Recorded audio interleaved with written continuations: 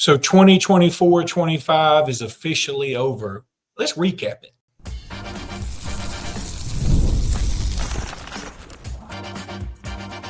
You are Locked On Bama, your daily podcast on the Alabama Crimson Tide. Part of the Locked On Podcast Network, your team every day.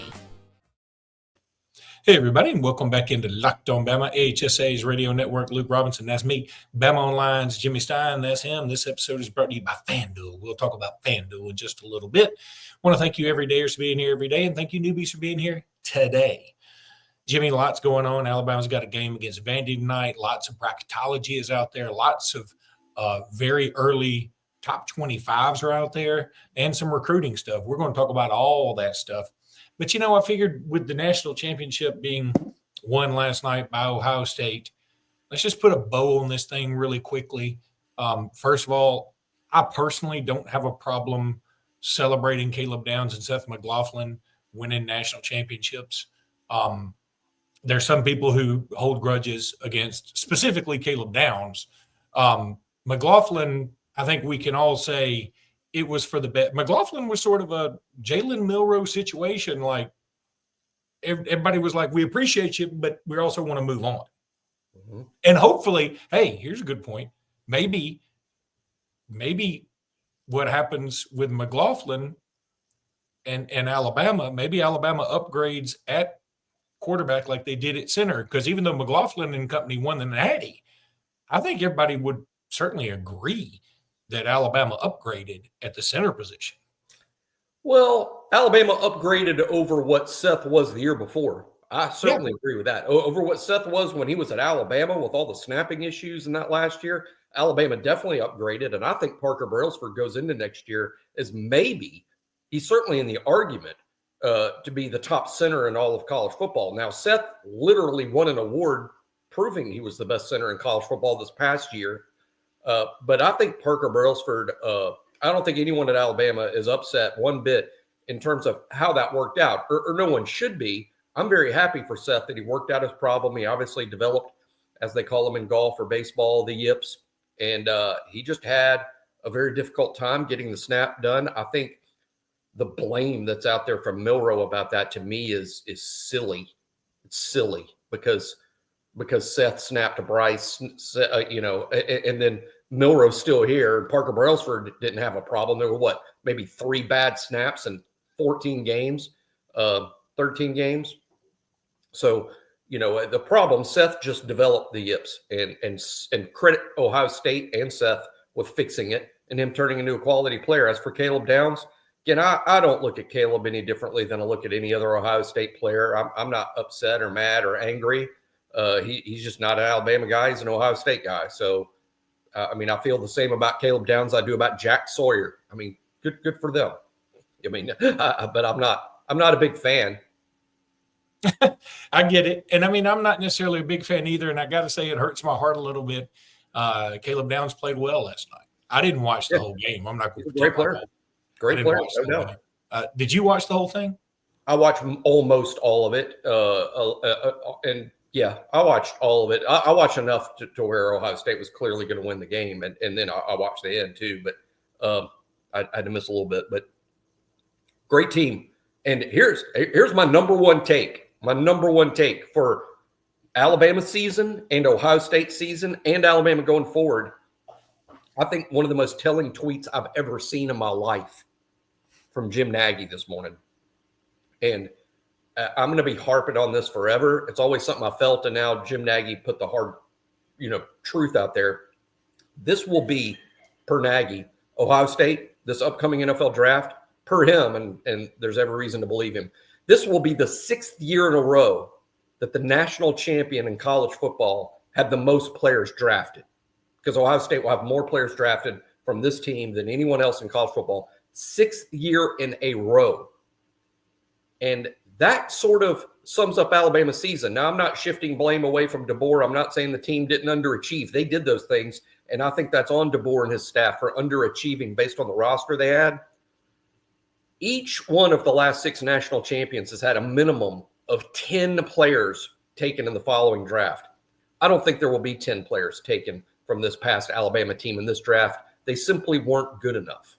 They simply weren't good enough. And I think this illustrates that. But the good news is going into next year, as we sit here today, Luke, you could easily point to minimum 10 guys who should be drafted off next year's team into the NFL. Heck, there might be 10 seniors that are going to be drafted off of next year's team. So I'm actually very optimistic based on that stat in terms of looking forward and using that stat to explain a little bit of what happened this past year and explaining why Ohio State is the deserving national champion. They're the best team. They got the most NFL-ready dudes. Yeah, and it's no surprise you and I are always big proponents of that. And again, I think it goes back to why the SEC is the best, because every year they have the most players drafted by the NFL. I don't know. I was trying to think. I wanted to ask, what's one word to wrap up 2024 when it comes to Alabama and college football? And I kind of want to let you go first, because my first word that comes to mind is money. Because it's going to take money going forward to do anything and to do everything. And that is the thing that drives it all at this point. And we may not like it, but we have to come to grips with it.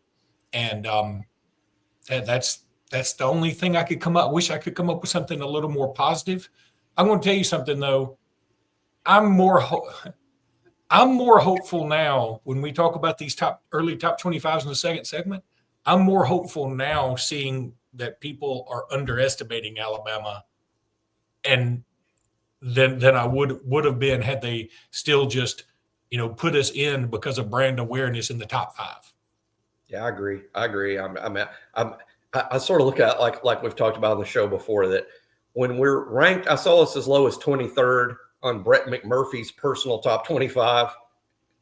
And I 50% love it. I 50% like, oh, thank goodness that all that pressure's gone. Now our kids can play with a chip on their shoulder. Now they got something to prove instead of just being handed praise.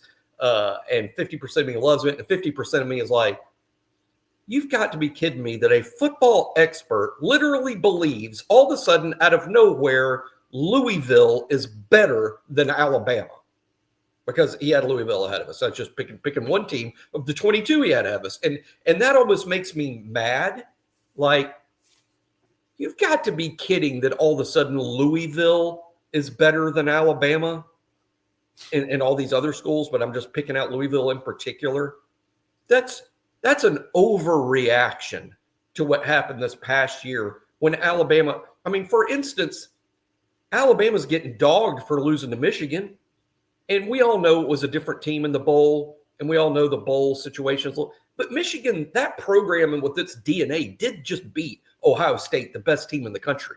Alabama lost to Michigan, not Michigan Teacher School Tech. It's the University of Michigan who just beat Ohio State in their last game. And again, I agree, Alabama should have won the game, and it's disgraceful that they didn't.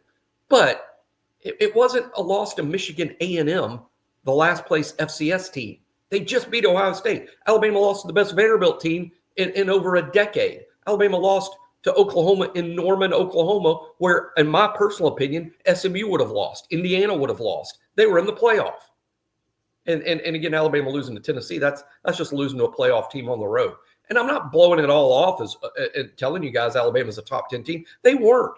But to all of a sudden use in a transition season, that is the reason to say, who's better than Alabama as a program right now? Louisville.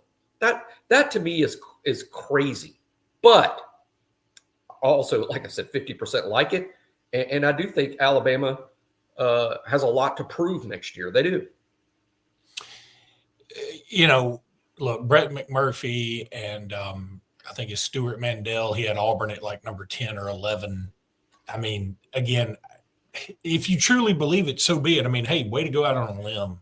Brett McMurphy, his final AP ballot didn't even have Alabama on it for this year. And like you said, his next year ballot has Alabama at 23.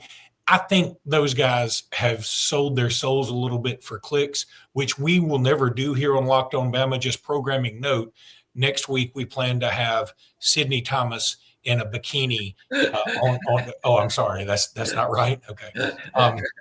God knows that would be That would be awesome. But regardless, I don't think we could afford her NIL.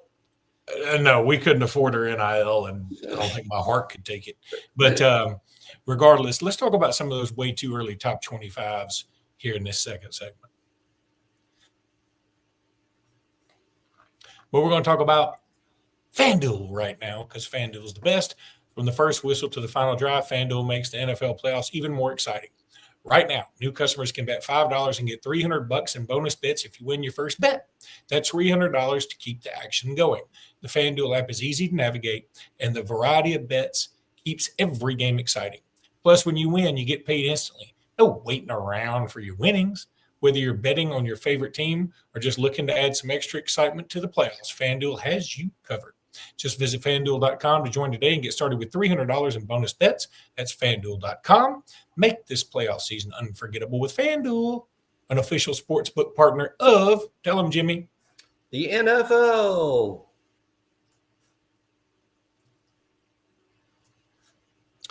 So some way too early top 25s are out there. And, I hadn't seen a lot of, I've had a phone issue. So good. Yeah. Let me tell everybody this because I don't think you're going to do it justice. Jimmy emailed me last night because he said, hey, I've got a phone problem because my phone isn't charging. And I was thinking, oh, I've had that, where you get a little problem in your iPhone or whatever. Yeah. And Jimmy's like, no, I've got one charger. There's nobody on the planet who has one charger. And when that charger goes out, they're like, well, I guess I can just throw my whole phone away. That's true. You have one charger. Well, technically, I have two. I just have two. You have one in Tuscaloosa and one in Carolina. One in Tuscaloosa, one here. Yeah, that was it. And who thinks their charger is going to stop working? And of course, mine would start working the night before the biggest snowstorm in the history of Fairhope, Alabama, which is sort of ongoing, sort of. All right. So top 25, let's start with ESPN. They got Ohio State 1. I think that's very fair, even though they lose, they lose Travion Henderson, they lose Jack Sawyer, they lose Will Howard. Which top 25 are you looking at? This is ESPN. ESPN, okay. Yeah. Ohio State 1. Who's their quarterback? Who's their quarterback? The quarterback, they say it's going to be Julian Sayin is what they think. Okay. Well, maybe he'll be great. Maybe. Do we know? No, but I think we do know that their schedule is very, very manageable. The irony is they do play number 2 in this list, Texas, at home to start the season. Opening week. How about that 1 versus 2? Has that was not the case when Alabama played Florida State in 2017, correct? I think that was it may have been 1-3 or 1-4. Yeah. So 1 versus 2 to open the season. Yeah. That is awesome. I mean, I'm not crazy about who it is, but Ohio State, 1 versus 2 to open the season, was pretty badass, to be honest. That's who could ask for more. And again, I guess it just worked out this way. Number 3, Penn State. Number 4, Notre Dame. So really, they've got the 4 playoff teams: 1, 2, 3, 4, and then the 5th team is Georgia. 6th team is Oregon. 7th team is Clemson. Now that one may seem a little out of place, even though they made the playoffs. I think with Clemson, though, bringing back Klubnik, bringing back a litany of good defensive linemen and wide receivers, along with a very, very, very manageable schedule. I'm good with Clemson. I'm good with Clemson being me too. But here's where it gets tricky. LSU at 8. Whoa. So you got 7 and 8 playing each other first weekend of the year, and 1 and 2 playing each other first weekend of the year. Now, why I know would LSU be tremendously improved over what they were this year? I'm just asking. I'm with you. Could be. I'm a Nuss guy. I'm a Doug Nussmeier. I think Doug Nussmeier. Garrett Nussmeier is I think he's really good. I just don't see why people would all of a sudden assume that the LSU of the last 2 seasons has been fixed into a top 10 team. So then you have a BYU at 9, which again, okay. I'm like, but okay. 10, how about another interesting one? South Kakalaki. And I figured they would be. They are going to be a hot pick. They should be ahead of LSU, in my opinion. Boy, they play each other. That's going to be interesting. Yeah, it is. And they should be ahead of LSU, I believe. They finished this past season better than LSU, and they bring back Lenore Sellers, and I just see more program momentum at South Carolina. I would have them ahead of LSU, but I have them in the top 10. To me, it's fine. LSU to me is a real questionable top 10 pick. All right, let me get through a few of these others real quick. Number 11 is Iowa State. Again, okay. 12 is Bama. And they really, what they say about this, I want to just read this outlook. The Crimson Tide's first season under Kalen DeBoer was frustrating, blah, blah, blah. But maybe they make a second-year leap, but maybe not back into CFP title contention yet. Replacing Milroe will be a focus. They talk about Russell, Simpson, Mack, whatever. And I'm like, okay, I feel like they're shortchanging us a little bit. Number 13, Illinois, 14, Arizona State. By the way, I don't know how you put Arizona State at 14. They do bring back Sam Levitt, but they lose Scattaboo, who was their man. Number 15, SMU, 16, K-State, 17, Indiana, 18, Florida, 19, Tennessee, then Louisville at 20, Michigan, Texas A&M, Miami, Boise, and Ole Miss. Now, no Auburn? No Auburn. No Auburn. Now, other people have Auburn in the top 10. Yeah, that's what Andy, what's his name, does. Staples. Yeah, Andy Staples. Now, this is interesting. This is CBS's top 25. Really a lot of the similarities, but they have 1 Texas, 2 Georgia, who, by the way, play each other later in the year. Number 3, Miami. 4, Ohio State, 5, Penn State, 6, Notre Dame, 7, Oregon, 8, Clemson, 9, Tennessee, 10, LSU, 11, South Carolina, Bama, 14. Okay. That's around, I mean, that's a little lower than, I don't know. I thought Alabama would be between 10 and 15, I guess. They should be, based on what the roster is, they should be a top 10 team next year, but I'm not putting that on the people doing the preseason picks. I'm doing that on the coaching staff. It's weird. It's just weird to see us there. Where's Auburn in this one? They're not in this one either. It's amazing to me. Boy, what a wide varying opinion on Auburn. And again, there was another one that had LSU in the top 10. And I'm gonna deep dive into that as we get into the spring. But again, I see if LSU is all of a sudden a top 10 team, it's kind of transformational based on what they've been the last couple of years. And there's a few picks in there that I just don't get. Now, someone's going to be good in the Big 12 again. Last year, it was impossible to predict. Ended up being Arizona State. But, someone is going to be really good out of the Big 12, or someone's going to win the Big 12. I agree that Miami pick, now look, I'm higher on Carson Beck than a lot of fans are. But to me, if you put Miami there, Luke, that's sort of like saying – they went from Cam Ward to Carson Beck and have lost nothing. I disagree totally. A lot. Cam Ward to Carson Beck is a step down based on what we've seen. Plus, I'm not sure what help Carson Beck's going to get. Heck, we took one of their best wide receivers.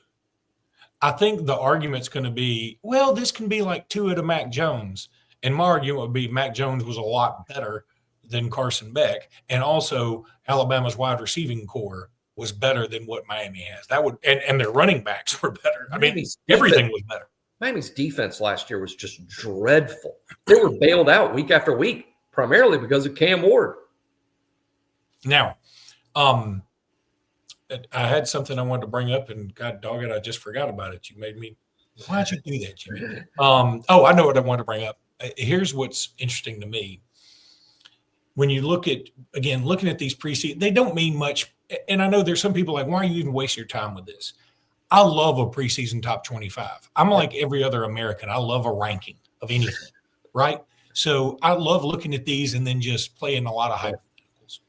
And I'm looking at the LSU schedule and I'm going, okay, if they are the number 8, 9, 10, 11 team in the country, we're going to find out quick. And in fact, I think that's the one place they won't end up. I think LSU is either going to be in the top 4 or they're going to be borderline top 25 when you look at this schedule. And you'll know early on, you're at Clemson game 1, then Louisiana Tech at home, then Florida at home, who a lot of people have ranked. They could be 1 and 2. I mean, I think they'll be 2 and 1, but 1 and 2 easily.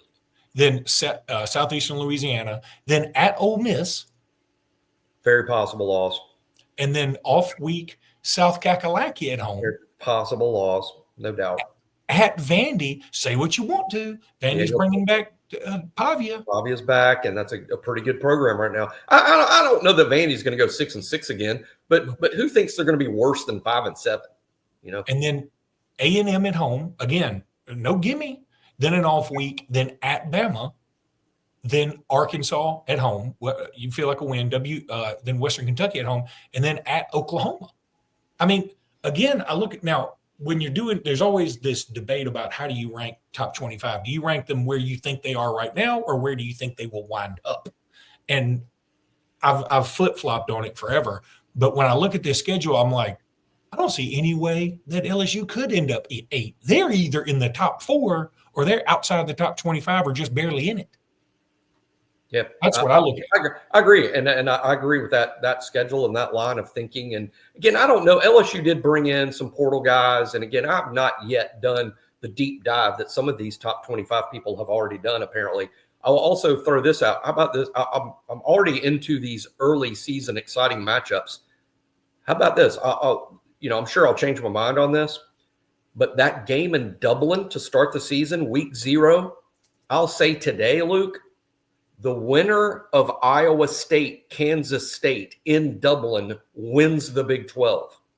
That's kind of how I feel about it. Those might be the 2 best teams in the Big 12, Iowa State and Kansas State. They start the season playing a Big 12 conference game in Dublin. While there's been some bigger brands in Dublin, I mean, Notre Dame was there a couple of years ago, and this past year, Florida State and Georgia Tech, and it ended up being a great game and a Tech upset that really was sort of a foretelling of the season to come. But next year, we start with a game that's going to have college football playoff implications in the sense that the winner of Iowa State, Kansas State is then in the catbird seat to win the Big 12. Yeah. I mean, what did Dublin do to deserve that? Boy, what an interesting what an interesting cultural trip to Dublin, Ireland, the fan bases of Iowa State and Kansas State in Ireland. Wow. This message is brought to you by Prizepicks, the place to get real money sports action with over 10 million members and billions in winnings. Prizepicks has changed the game in daily fantasy sports. Whether it's the playoffs or the regular season, Prizepicks has made it easier than ever to win big while enjoying all the football action. Now it's playoff time, and there's no better way to get on the action than with Prizepicks. Here's how it works. You simply pick more or less on at least 2 players. And if your picks hit, you could win up to 1,000 times your cash. That's right, 1,000 times your money, just by making a few simple picks. Are you ready to run your game this football season? Download the app today and use code LOCKEDONCollege to get $50 instantly when you play your first $5 lineup. That's right, $50 just for playing. Don't wait. Take your game to the next level with Prizepicks. Because, of course, with Prizepicks, you can run your game.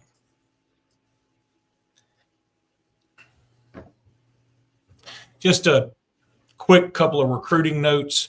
Alabama talked with Jared Curtis here recently. It sounds like that's going well. I mean, I'm not saying he's on the verge of commitment, but I think he has certainly given Alabama a big time look. And they also talked with and met with the number 1 cornerback in the nation out of Ohio. So Alabama's, hey, they're not in state, but they're still really good players. Jared Curtis may be the number 1 quarterback in the country. I'd say this I'm not commenting on Alabama recruiting Jared Curtis and how that's going. This has nothing to do with that. I will just say, removed from that situation, signing a quarterback of Keelan Russell's ability and then signing the number 1 guy in the next class is impossible.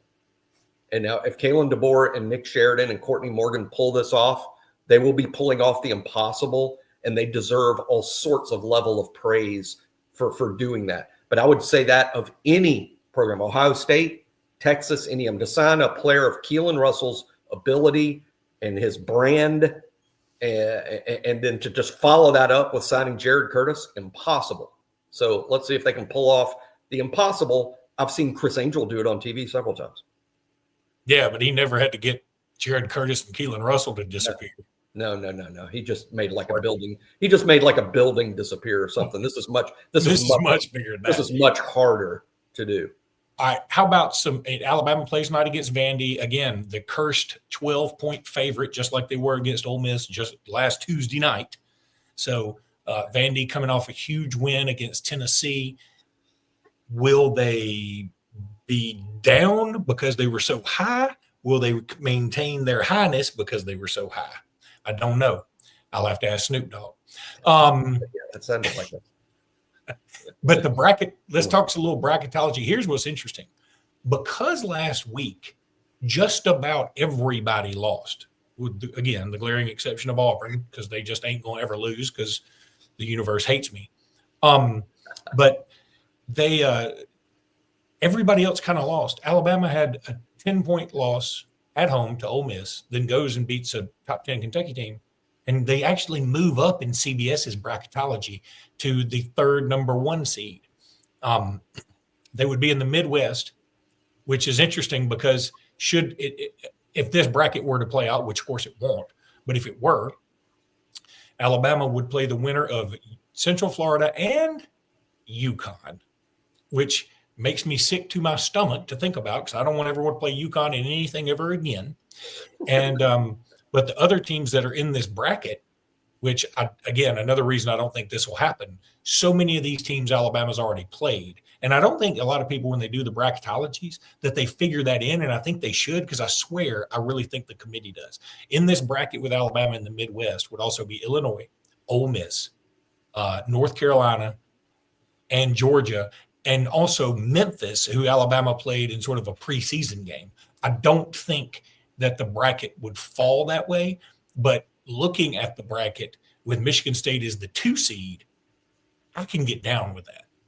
It's amazing to me that after all of Alabama's success 2 years ago, being the number 1 overall seed in the tournament, last year making the Final Four, now this year we're like, here's another year where Alabama could be the number one seed. Sometimes I just want to step back and hug Nate Oats. I mean, it's unbelievable what Nate Oats has built at Alabama. He's just simply he's got to be in the argument for best coach in college basketball. I'm not saying he is. I'm not emphatically, nobody get that wrong. I'm just saying he's got to be in the argument for right now who's the best coach in college basketball today. Nate Oats would be in it. He'd be in the discussion, and that's somebody that, Lord of mercy, whatever we got to do, we got to hold on to him. We just got to make it happen. I don't know how. I mean, I've got to do what I got to do to make it happen, and I'm going to send my $20. So we've been saying for a while. We've been saying for a while here, even before he was in the discussion as best coach. We've been saying for a while. We think, and I think Luke's still on board with this.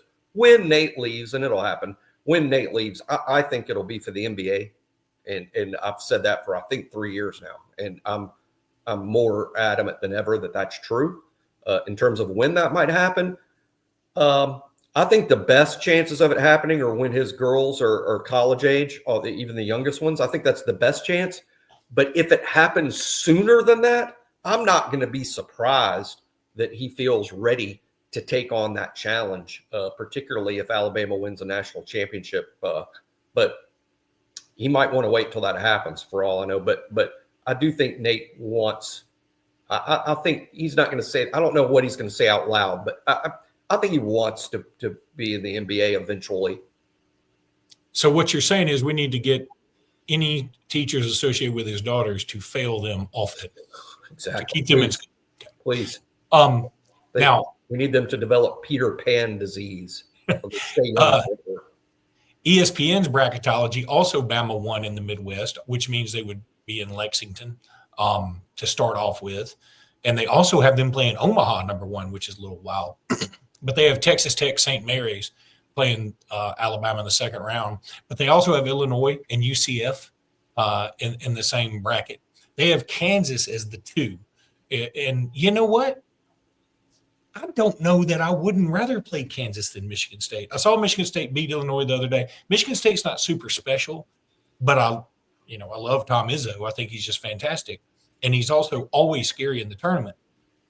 And Kansas, who everybody just thought was like a shoe-in for number 1, they just keep falling on their face occasionally. Now, long time to march, whatever. I love these brackets. I love seeing Alabama on that one line. I really will love it more, assuming we beat Vandy and beat LSU coming up this week. So those are 2 very, very key games coming up. and they're all key in the SEC. But tonight is big, and we can't have another slip up. And hopefully Nate Oats is right. By the way, a quick thought on Houston Millette. I've tried to reach out to some folks. I haven't gotten any concrete info, and there's nothing out there that to back any of this up. But the general consensus is perhaps Houston is going to try to get his red shirt back. Right. We played him a little bit, just seeing how it was going. I thought he played well when he was out there, but I also think Alabama's looking at the future and going, okay, we can play him this year and waste that, or we can have him next year with potentially some of these other guys that we have coming back, assuming a lot of these other dudes do come back, even like Reitzel. And then all of a sudden you've got Reitzel and Houston out there shooting, and those are two superstar shooters, along with potentially Aiden Holloway. Whew, that's a strong three-point shooting lineup for next year. And I think we're good this year without him. So my take is, let's try and get that red shirt back. It's going to take. I believe that's the plan with Houston Millette is he's not going to play anymore this year. He's got some issues with his knees that are preventing him from playing, and the goal is to he's going to have to. He doesn't automatically qualify for anything. He's going to have to get the application process for both him and Latrell Reitzel to return next year. It will need to be approved by the NCAA. But here I'm going to invoke Chris Angel again, second time in the show.